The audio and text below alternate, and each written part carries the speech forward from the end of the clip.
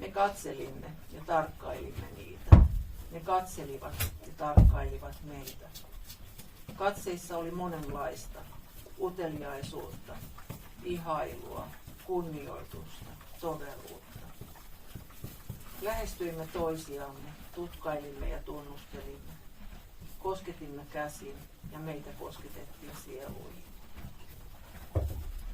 Lopulta oli vain yksi lauma, jossa kaikki kysytyt kysymykset ja tunnetut tunteet olivat oikeita ja tärkeitä. Lauma, jossa jokainen sai olla oma itsensä. Suun lahjakkuus, sanojen lahja. Ja mieletöntä. Minäkin osaan kirjoittaa, mutta en ole vähemmän firmoja.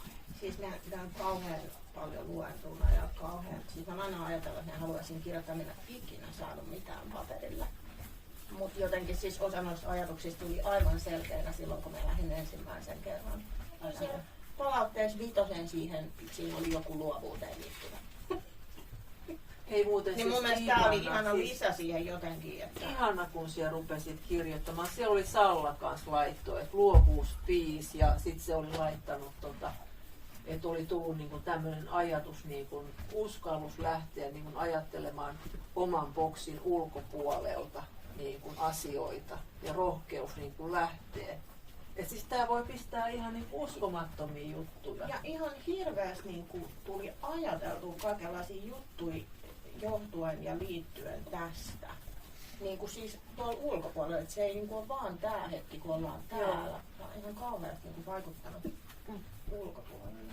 Mutta viime kerrassa tosiaan me kirjoitin ainoastaan sen, että katso itseäsi hevosen lempäällä katsella. Mutta mä ajattelin, että se liittyy siis kaikkeen muuhunkin, mutta vielä siihen, kun oli se videointikerta.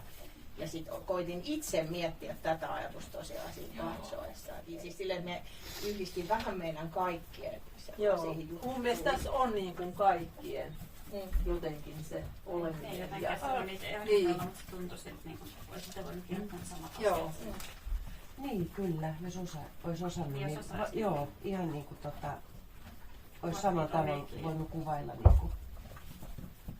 Oliko Hanna osasi? Hiippailen sinne. Äsken kun viippailin, niin ajattelin, että se oli. Niin. Saisit katsottua.